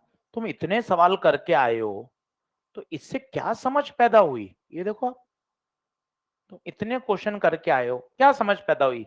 टॉर्क mg का होता है, नॉर्मल का अलग है, टेंशन का अलग है, फ्रिक्शन का अलग है, टॉर्क अलग अलग है। तो टॉर्क हमेशा किसी फोर्स के लिए होता है। देखो प्रश्न कितना अच्छा है, प्रश्न से फिजिक्स पकड़े, सॉल्यूशन तो एक लाइन का है, पर दिमाग डेवलप करना है। टॉर्क किसका? ऑफ फोर्स ऑफ ग्रेविटी, मतलब mg का टॉर्क पूछ रहा है। फिर मैंने आपको बताया टॉर्क हमेशा किसी पॉइंट के अबाउट लिखा जाता है, नहीं तो दूरी कहां से लाओगे? देखो उसने बोला torque of force of gravity about point of projection. तो इन शब्दों को थोड़ा पकड़िए ताकि आपको पता चले टॉर्क किसी फोर्स का लिखा जाता है। टॉर्क लिखने के लिए पॉइंट का स्पेसिफाई होना बहुत जरूरी है। सर मुझसे डायग्राम ही नहीं बन रहा, कोई बात नहीं बच्चे, घबरा क्यों रहा है? एक पार्टिकल को u स्पीड से थीटा एंगल पे फेंका। बच्चे जब भी ऐसा फेंकते हैं तो वो प्रोजेक्टाइल मोशन करता है। सीधा फेंकते तो स्ट्रेट लाइन होता, पर उसने बोला है थीटा एंगल पे फेंका है। जब भी किसी एंगल पे फेंकते हैं बच्चे तो क्या करता है? Projectile motion. अब पहला पार्ट मजे आएंगे, कहां पहुंच गया? हाईएस्ट पर। चलो mg बताओ, mg नीचे। अब कहानी शुरू होगी, देखना मजा आएगा। पिछले 6 सिचुएशन का वास्ता है, 1 घंटे की मेहनत। mg का टॉर्क चाहिए, mg को आगे पीछे बढ़ाया, स्टेप नंबर 1। किस बिंदु के अबाउट चाहिए? ओ के अबाउट। ओ से दूरी, परपेंडिकुलर दूरी। अरे सर ये तो पूरी रेंज होती है, ये r/2। खत्म। तो बताइए पहले पार्ट का answer, torque of mg, force into lever arm. Force mg, lever arm r/2। खत्म। इतना ही आसान है बेटे राजा। Tau mg, force into lever arm. ये कब है? जब वो अपने हाईएस्ट पॉइंट पर है। कहां पर है? हाईएस्ट पॉइंट पर। पहला पार्ट है।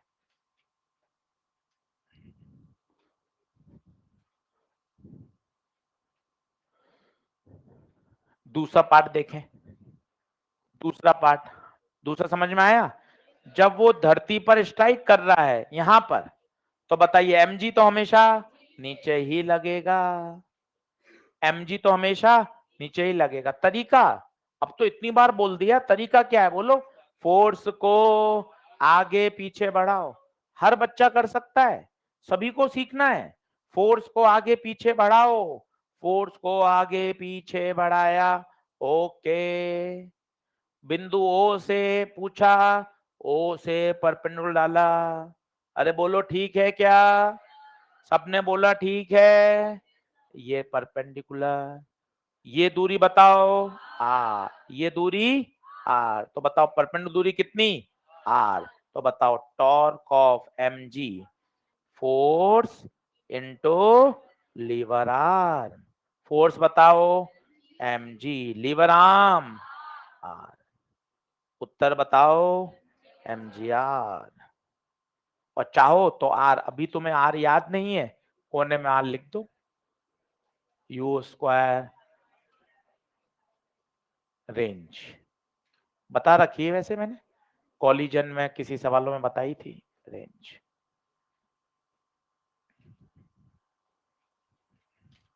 बोलिए।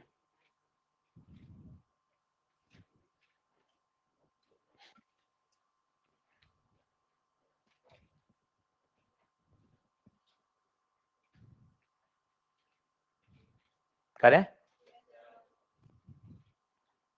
अब थोड़ा सा बात करें वेक्टर फॉर्म ऑफ टॉर्क पे।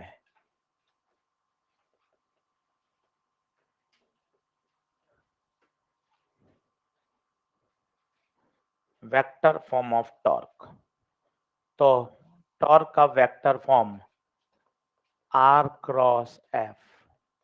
अब चूंकि ये वेक्टर है तो इसकी कोई ना कोई क्या रही होगी? डायरेक्शन। तो डायरेक्शन कैसे फाइंड करें?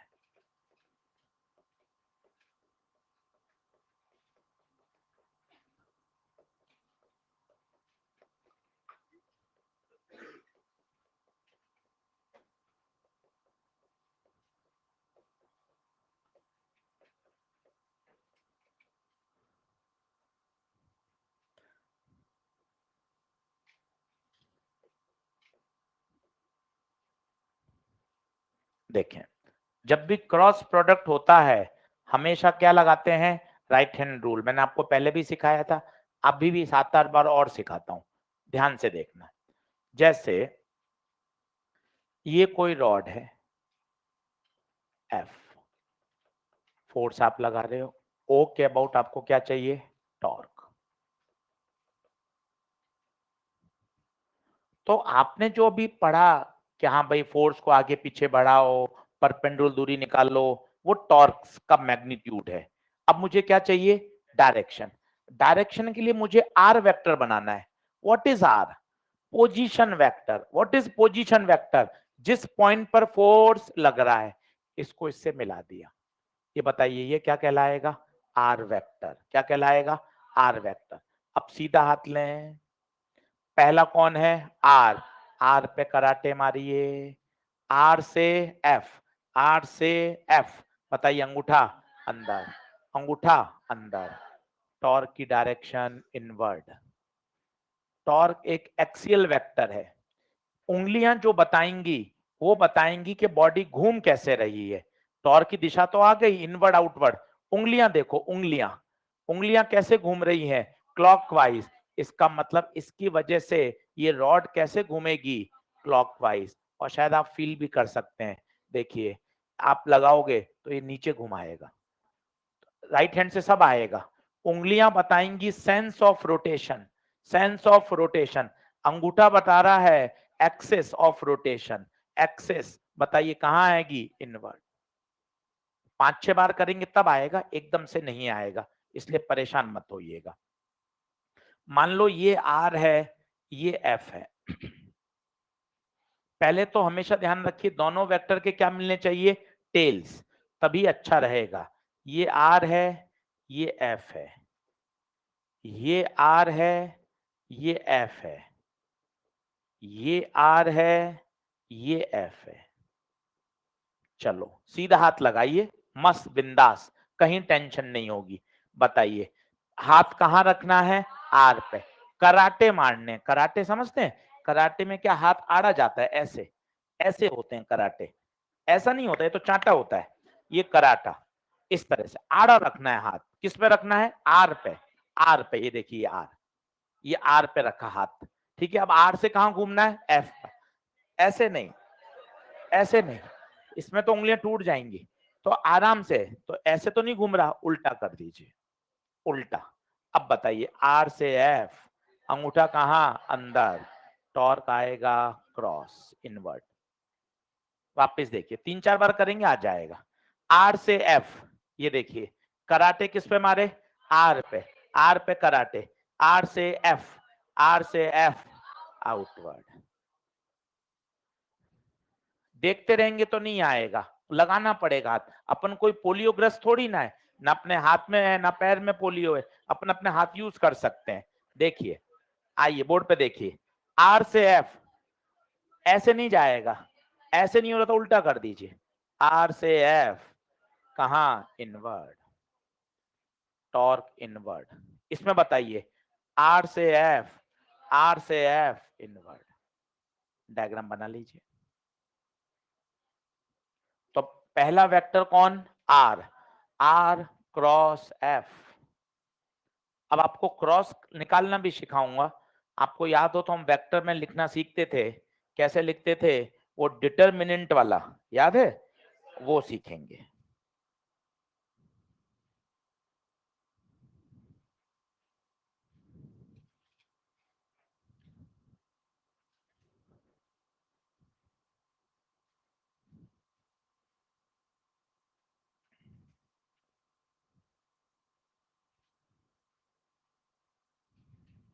कल ELP1 डिस्कस करूंगा, ELP1 करके लाइएगा, कई ने कर भी ली होगी।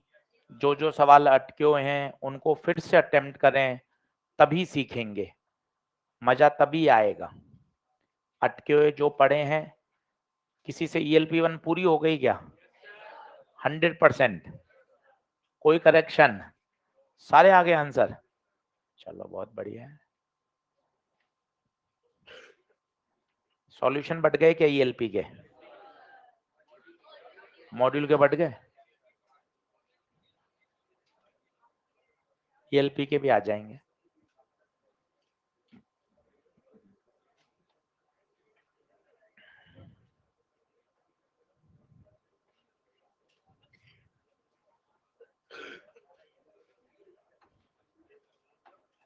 बढ़े आगे,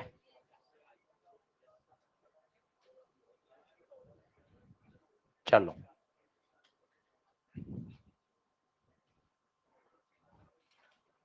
जैसे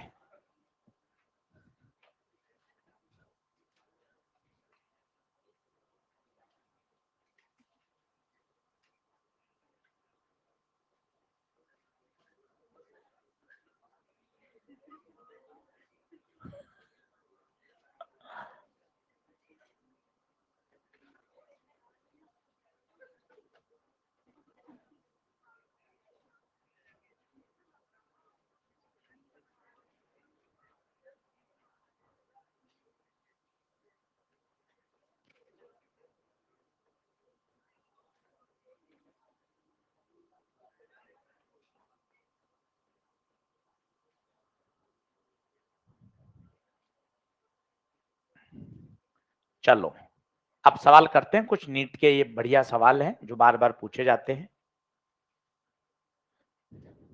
1,2 पे फोर्स लग रहा है, फोर्स दे रखा है और आपसे पूछा है टॉर्क बताइए अबाउट ओ। हमेशा ये बात जरूरी होती है, टॉर्क किसके अबाउट लिखा जाएगा, किसके अबाउट, ओ के अबाउट। यहां आपका वो तरीका फेल हो जाएगा, फोर्स को आगे पीछे बढ़ाओ। फोर्स 3 डायमेंशन में देखो आप, आई भी है, जे भी है, के भी है। तो जैसे ही आपको दिख गया कि वेक्टर फॉर्म है, इसका मतलब अपने तो आर क्रॉस एफ लगाना है, आर क्रॉस एफ। अब आर क्रॉस एफ के लिए बच्चे क्या क्या चाहिए, तो खुद बता। एक मुझे एफ वेक्टर चाहिए और एक आर वेक्टर चाहिए। प्रश्न में तो एफ वेक्टर तो दे ही रखा है, तो मुझे अब क्या निकालना है, आर वेक्टर। आर वेक्टर कैसे निकालना है, बहुत सरल है, पोजीशन वेक्टर। पोजीशन 1,2 की किसके अबाउट पूछिए, अबाउट ओ, ये आर वेक्टर हो गया। आर वेक्टर लिख सकते हैं, क्या होगा बताइए, कोशिश करिए। 1i प्लस 2j किसके अबाउट, ओरिजिन, तो 0i 0j, ये पोजीशन वेक्टर। ये क्या लिखा, जहां फोर्स लग रहा है, जहां फोर्स लग रहा है उसका। ये क्या लिखा, जिसके अबाउट टॉर्क फाइंड करना है। आर वेक्टर इंपॉर्टेंट है, ये तो चलो अच्छा है, ओरिजिन के अबाउट ही पूछा है, तो 1,2 का पोजीशन वेक्टर हर बच्चा लिख सकता है, पहला आई है और दूसरा जे। ये माइनस क्यों किया बताइए, किसके अबाउट, वो दूरी चाहिए, वो दूरी चाहिए वेक्टर फॉर्म में, जिसे बोलते हैं पोजीशन वेक्टर। कोई बताएगा 0 0 क्यों लिखा, क्योंकि अपन को अबाउट ओरिजिन चाहिए। अभी मैं अगला सवाल कराऊंगा कल, वो कराऊंगा अबाउट 3,5, तो बता यहां क्या आ जाएगा, 3i प्लस 5j। तो आपको ये ध्यान रखना है, आर वेक्टर जहां फोर्स लग रहा है माइनस जिसके अबाउट टॉर्क फाइंड करना है। कितना आएगा आर वेक्टर बताइए, 1i प्लस 2j, 0 0 से तो वही आ जाएगा।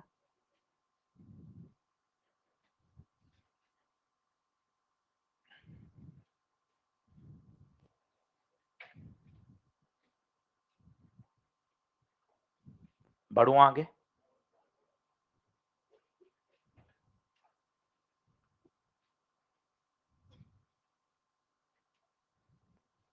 अब टॉ बराबर आर क्रॉस एफ, आर कितना आया बताइए, 1i प्लस 2j, एफ कितना दे रखा था बताइए, 2i माइनस जे प्लस 3।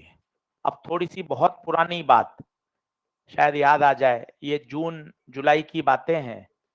ये दो डंडी खींची, इसे बोलते हैं डिटरमिनेंट, सबसे ऊपर आई जे के, फिर पहला वेक्टर आर, तो आर के कॉफिशिएंट 1, जे का 2, के 0, फिर एफ 2 माइनस 1 3, याद आया।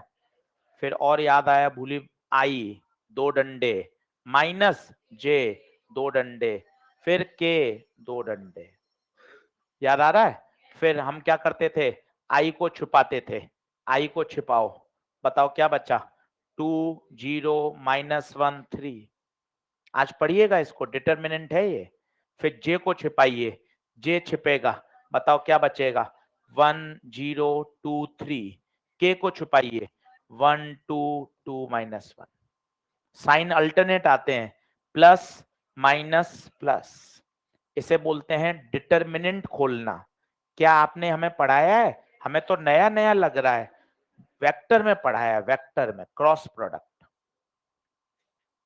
अब इसको खोलना आता है, कैसे खोलेंगे, पहले ये मल्टीप्लाई होता है, याद करिए, पहले ये मल्टीप्लाई होगा, बताइए कितना, 6, फिर एक माइनस आता है, ये फॉर्मूले का माइनस है, ये हमेशा आता है, फिर -1 इंटू 0 0 माइनस जे, ये वाला 3 माइनस 0 -1, ये वाला माइनस हमेशा आता है फॉर्मूले का, पहले ये मल्टीप्लाई होता है 4, तो टॉर्क आ गया 6i माइनस 3j।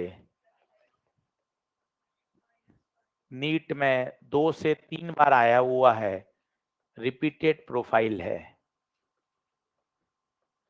कल भी आते ही एक बार और कराऊंगा कैसे टॉक निकालते हैं, घर जाके इसकी थोड़ी सी प्रैक्टिस करिएगा।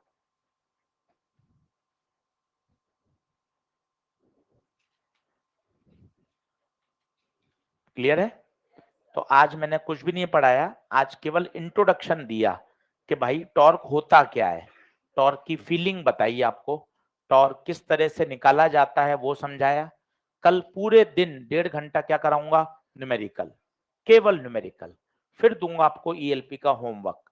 आज आपका काम है ईएलपी 1 और ईएलपी 2 रोटेशनल मोशन की, वो कर लीजिए, ठीक है। उसके जो डाउट हैं वो संभाल के रखिए, घर पर फिर से करिए, ताकि जब क्लास में डिस्कस हो तो हम उसको पूछ सकें। धन्यवाद।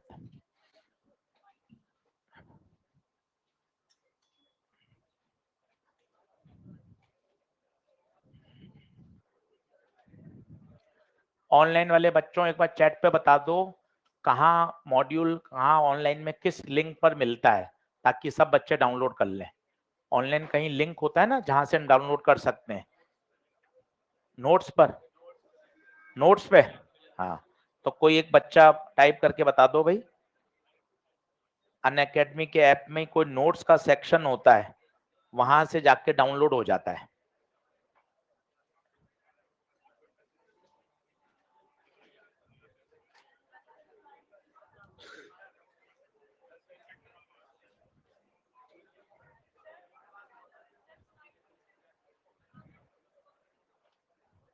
ठीक है, और पीछे करो, ये ठीक है, मैं लिख दूं तेरी कॉपी में।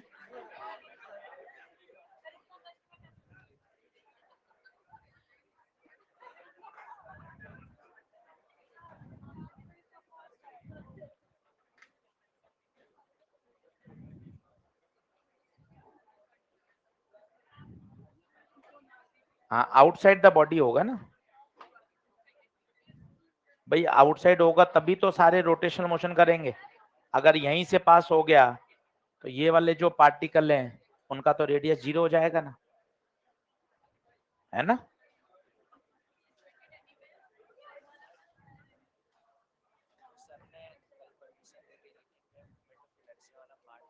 ऑनलाइन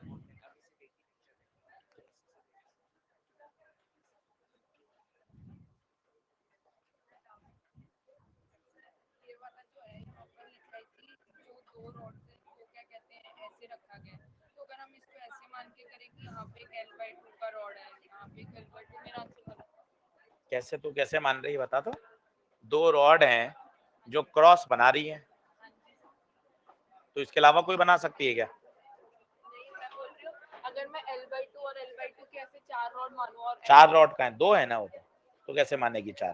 तो सर मैं अगर इसको L/2 लेकर करूं तो 4 ऐसे ये L/2 काय को कर रही है? चल, जब कोने वाला याद ही है, 2 रॉड हैं, ये सेंटर है, सेंटर से आंसर क्या होता है, ml²/12, उसका भी ml²/12। 4 क्यों कर दो फिर, तो ये ऐसी ऐसी 12 रॉड मान है, सॉलिड नॉर्मल क्या, तो सब पूछ। जैसे अपन लोग लैमिना बनाते हैं ना, तो हाँ सारी रोड से बनता है ना, तो मतलब अगर 4 रॉड दिए तो इसको तो हम लैमिना काउंट नहीं करते ना, ना 4 रॉड से। सर क्वेश्चन में पूछा था डायगोनली जाता है, तो डायगोनली में हम कैसे करेंगे, मतलब इसको रॉड को इसका मोमेंट ऑफ इनर्शिया कैसे बताएंगे? 4 रॉड है, हाँ सर, उसमें से बोला है कि डायगोनली में जा रहा है, तो हाँ हाँ निकाल सकते हैं ना, ये 4 रॉड है, इसका याद है ml²/12, फिर यहाँ निकाल सकते हैं पैरेलल एक्सिस थ्योरम से, निकाला था। अब डायगोनल पे पूछा है, ये डायगोनल पहला, ये दूसरा डायगोनल और ये तीसरा। अब बताओ कौन से दो जोड़ेंगे, I1 I2 जोड़ेंगे, 1 और 2 तो बराबर होंगे, 3 तुझे पता है, आ जाएगा डायगोनल।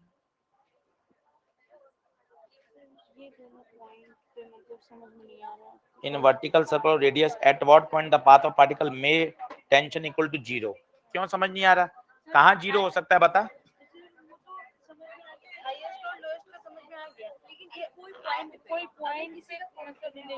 कंपोनेंट करके करेंगे तो बैलेंस कर सकते हैं ना, mg और t। नहीं, टेंशन तो 0 कहाँ हो सकता है? क्या आंसर दिया इसने? लोएस्ट पॉइंट दिया हुआ है, मतलब किसी भी पॉइंट पे अगर सर लेंगे तो टेंशन और मतलब वो बैलेंस हो करके तो हो सकता है ना। हाँ सही बात है। हाँ, तो वही तो इसीलिए मतलब ये दो पॉइंट समझ में नहीं आया। लोएस्ट मतलब ये तो समझ गए कि लोएस्ट पॉइंट पे होगा, लेकिन एट एनी पॉइंट पे भी तो हो सकता है। सही बात है, सही बात है। सर और हाईएस्ट पॉइंट पे mg plus mg plus mg balance भी तो कर सकता है, बैलेंस भी तो कर सकता है, एट एनी पॉइंट पे भी तो बैलेंस कर सकता है। बैलेंस नहीं होता है बेटा, वो दोनों मिलकर सेंटीपिटल फोर्स प्रोवाइड करते हैं, बैलेंस थोड़ी ना होता है। जैसे यहाँ टी लग रहा है, यहाँ mg लग रहा है, ये बैलेंस थोड़ी ना हो रहे हैं, बैलेंस थोड़ी ना होते हैं। इसे बोलते हैं T minus mg will provide mv square by R, ऐसा होता है। आई बात समझ में? अभी क्लास में बता देंगे, कल आ जाएगा। ये ऐसे कोई ऐसे तो नहीं बोलते हैं कि टी और mg बैलेंस हो गया। हाँ mg अगर इधर आता है तो ऐसा वैल्यू भी हो सकता है कि वो टेंशन पे हाँ हाँ जीरो हो जाए एट एनी पॉइंट। हाँ आ जाएगा, अभी कल बता देंगे ऐसा केस। ये बैंकिंग वाला क्वेश्चन, ये फर्स्ट वाला क्वेश्चन हम बनाए हैं, लेकिन भाई इसमें तो क्या है, 10% बढ़ानी है, मतलब बी का 10% बढ़ेगा तो मतलब ये वाले फॉर्मूले से सही तो किया है तूने। सही किया है। हाँ, v is proportional to root R, तो v1 बाई v2 बराबर r1 बाई r2। पहले था v था तो 11v बाई 10, अब 10% बढ़ा देगी तो 1.1 v हो जाएगा। सही है। और पहले r कितना था? 20। बाद में अब तो मैथ्स करनी है, आ रहा होगा इससे आंसर तो। हाँ आंसर आ रहा था, बस सही है। ये करना था कि सही है कि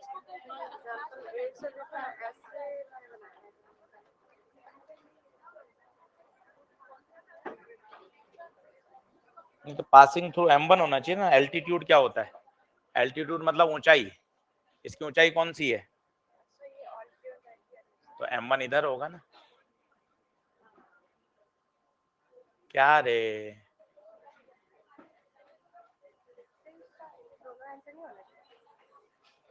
two charged particles of mass m and 2 and placed at a distance d apart on a smooth horizontal table.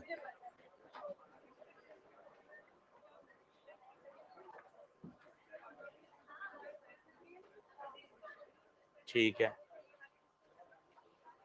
Because of their mutual interest they move towards each other and collide. ठीक है, तो कहाँ collide करेंगे? Centre of mass पे। Centre of mass निकाल ले। Centre of mass पे कैसे कोलाइड करते हैं? मतलब ये कैसे पता कि सेंटर ऑफ मास पे इसलिए कोलाइड करेंगे क्योंकि ये म्यूचुअल इंटरेक्शन फोर्स की वजह से आ रहे हैं, तो उनका सेंटर ऑफ मास तो कभी हिलेगा ही नहीं। जब सेंटर ऑफ मास हिलेगा नहीं तो उनका जो हमेशा कोलिजन होता है वो कहाँ पे होता है? सेंटर ऑफ मास पे। अब सेंटर ऑफ मास निकालना, इससे दूरी निकाल ले, कितनी दूरी होगी? इससे चाहिए तो ये वाला लेंगे, 2m into D upon m plus 2m। तो 2d बाई 3 फ्रॉम m और d by 3 from 2d by 3 from m और d by 3 from 2m। Where will the collision occur with respect to, दोनों आंसर आएंगे भाई इसके। बात obvious है, 2d by from m आएगा तो d बाई 3 फ्रॉम 2m आएगा। हाँ, इसका डायग्राम देना चाहिए, बगैर डायग्राम नहीं हो पाएगा, नहीं आएगा कभी भी, डायग्राम के साथ ही आएगा, नहीं तो आप मन से कहीं भी रख लो, आंसर अलग लगाता जाएगा।